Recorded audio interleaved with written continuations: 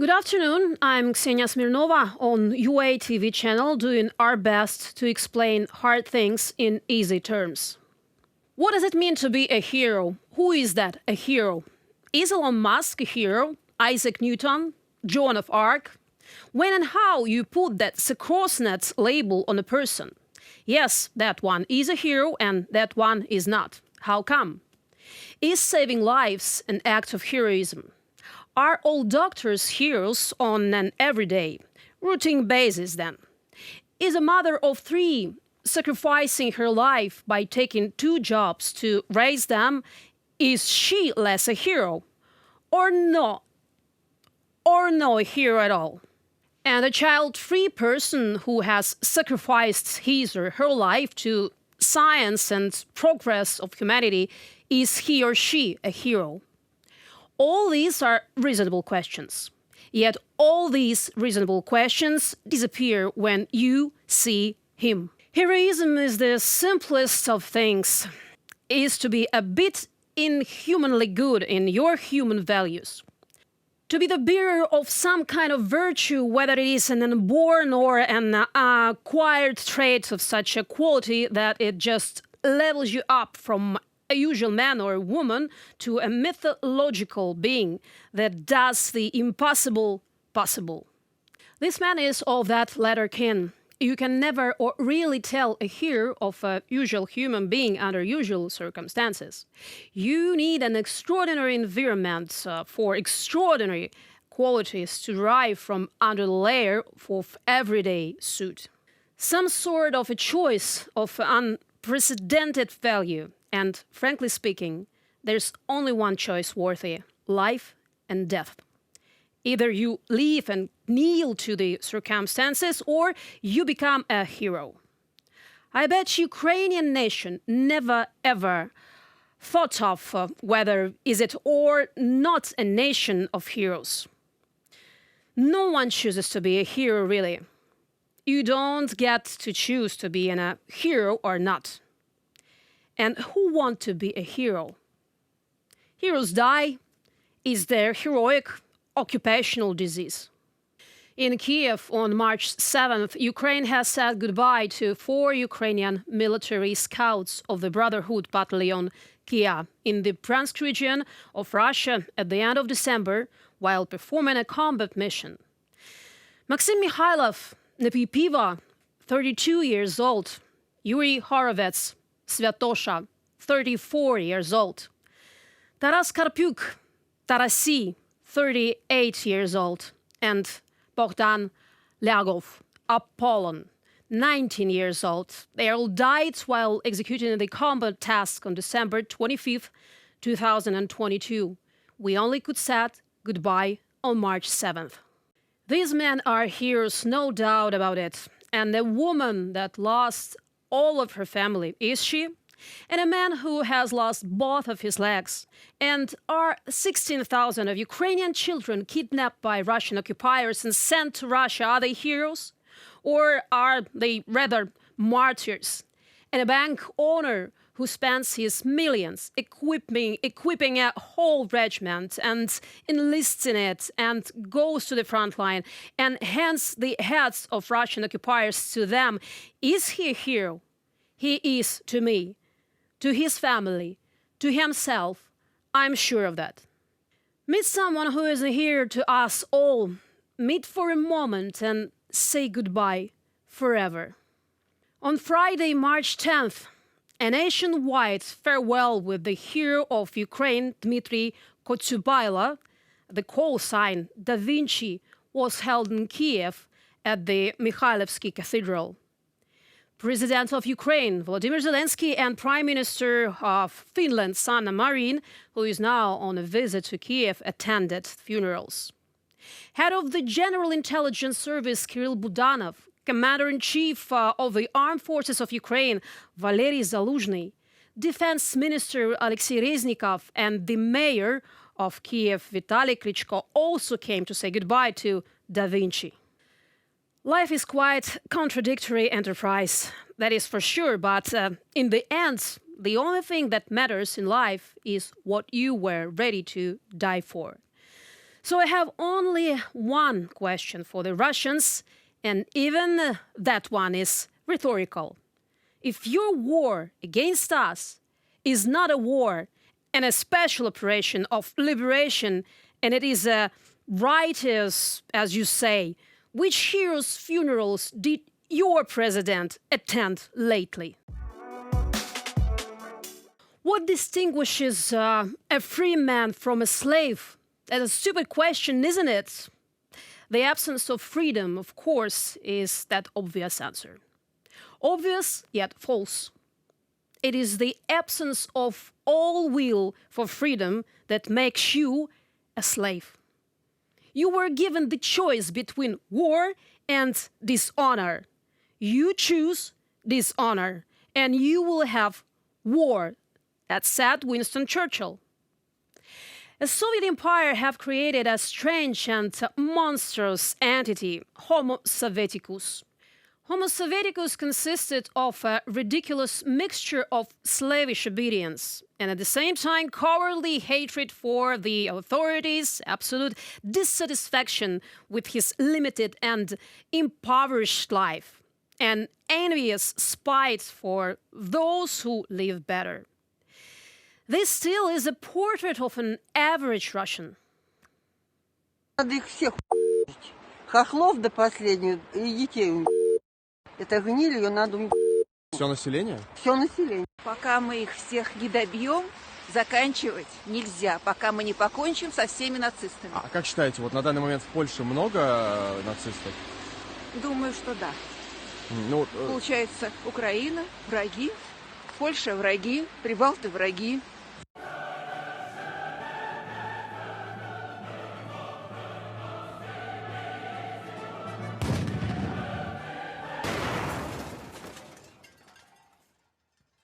Капут. Zelensky. Zelensky, I promise you, why are you with your Ukrnazi? Aidirovцы, Azov, Kadirovцы, why are you provoking? I'll get you and our troops. Russia is invincible. So this is the real reason for this war. It's envy. Russians just can't stand when someone lives the way he wants. Free of what Russian Homo Sovieticus thinks of him. It makes him understand he is a slave and he cannot afford that. The Ukrainian protest against what we consider outrageous power abuse looks like this. Глобуса нашого до заселою, потрібні медики, терміново. Ті медики, які є, допомагаємо зараз медична бригада. Резерв слухає виключно сотників. Хлопці, без команди ніяких рухів. Виключно сотники свої слухайте. And this is Georgian version.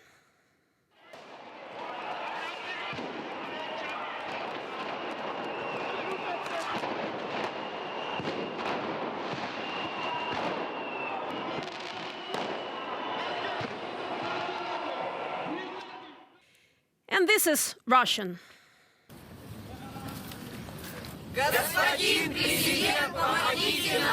Yes, there were protests in Russia that are usual for all of us, in particular against the war. Many people took to the streets in the first days of the full-scale attack on Ukraine, about 2,000 in Moscow and about 1,000 in St. Petersburg. In case you didn't know, these two cities are home to almost 20 million people. That is out of 20 million against 3,000. So what is Putin's war or the Russians' war? And much more protests were after the beginning of mobilization. At least they began to understand that war will influence on everyone. And that's the difference. A nation goes out to protest as soon as it feels that its rights are limited. Because after the first step, there will be always be a second one, and then be a third one. And that's why tens of thousands of Georgians goes to the streets simply because authorities try to reduce people's rights to information. Post-Soviet countries see on the example of Russia what will be with the country if authorities hide the truth. Putin cleared the information filled a long time ago and is currently zombifying people through TV channels. After such zombifying, you can call for an occupation war, talk about evil Americans, and build laboratories with infected birds and also Nazis in Ukraine. But the truth is that there are no evil Americans, no biological laboratories with birds, and no Nazis in Ukraine. These are not Nazis. These are people who defend their own country and defend themselves. Currently against the Kremlin war, and if necessary, against their own government, which defends its interests, not the interests of society. And a free country, people will always go to such relies, and in a non-free one, they will watch propaganda on TV. Ukraine needs combat aircraft to protect the sky, military and civil infrastructure. After long and unlimitedly successful negotiations on tanks, the next key step in the Western allies' aid to Ukraine is the supply of aircraft. Aviation is needed by Kiev not only to protect against Russian planes, fighters, and attack aircrafts who will be able to shoot down missiles and drones that are depleting the reserves of Ukrainian air defense. They will also support the offense, which could start in the spring. As with heavy machinery, there are two main options for aircraft: transferring Soviet-era machines and supplying more modern Western models. Of course, we are waiting for the American F-16s, but our pilots are only training now. And the United States is currently working with Ukrainian pilots to determine how much time it will take to train them to fly F-16 fighter jets. CNN reports, citing its own sources. Two Ukrainian pilots are currently at a military base in Tucson, Arizona, where their skills are being tested on flight simulators of the 162nd Fighter Wing of the U.S. Air Force, which specializes in particular in training international crews to operate fourth-generation aircraft. According to CNN sources, another 10 Ukrainian pilots may come to the United States for such an evaluation. Although the West has not yet given the green light for the transfer of combat aircraft to Ukraine, Defense Minister Alexei Reznikov is confident that Ukraine will receive 2 or 3 types of fighters very soon. I think it will again be a kind of coalition. For example, in the tank coalition, the main animal in the zoo is a Leopard from Germany, but we also have Challenger, Abrams, light tanks from France. But the main battle tank is the Leopard. I am sure that we will have 2 or 3 types of fighters. One will be the main bird, and it will depend on which one is better for Ukraine, for our airfields, for our engineers, for maintenance. Alexei Reznikov, Minister of Defense of Ukraine, in an interview with Bild. And while Ukraine is waiting for permission to supply and train our pilots for the F-16, we can already get planes that our soldiers can operate on. I'm talking about the MiG-29, a Soviet fighter that is not as effective as the Falcon, but will still help significantly Ukrainian army. Poland and Slovakia have already agreed on the delivery of these aircraft to Ukraine. According to the Minister of Defense of Slovakia, Jaroslav Nat, Warsaw will agree to a joint process of transferring MiG-29 aircraft to Ukraine. President of Poland, Andrzej Duda, also confirmed his readiness for such action in the interview with CNN as well. The Slovak authorities announced the possibility of transferring Soviet fighter jets to Ukraine as early as last year. However, the conversation didn't progress further. As a reminder, on September 1st, 2022, Slovakia decommissioned its 11 MiGs MiG-29 fighters. On March the 2nd, Slovak Defense Minister Jaroslav Naď said that Bratislava is considering providing Ukraine with 10 or its 11 Soviet-made MiG-29 aircrafts, which the Slovak army decommissioned last year. I think it's time to make a decision. People are dying in Ukraine. We can really help them. There is no place for Slovak politicization. It's inhuman and irresponsible. Yaroslav Naď, Defense Minister of Slovakia, on Facebook. Naď made such a statement after an informal meeting of European Union defense ministers in Sweden. Ukrainian Minister Oleksiy Reznikov assured that we have reliable support from European partners at all levels, which will grow. Another Russian shelling of peaceful Ukrainian cities on March 9th has confirmed our main priority to strengthen the defense of the sky, including to obtain the ability to destroy ballistic missiles as soon as it's possible.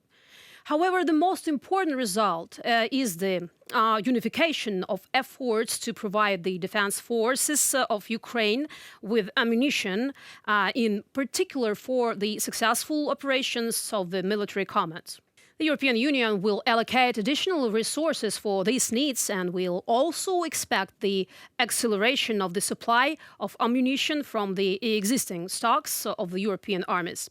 And we also have a number of agreements, some of which will be made public closer to 10th meeting in the Ramstein format, which may take place in this month already. That will be all good news for today in our weekly wrap-up on UATV channel, brought to you by our team and me, Ksenia Smirnova, for the whole free world directly from Ukraine. So stay safe and tuned for more.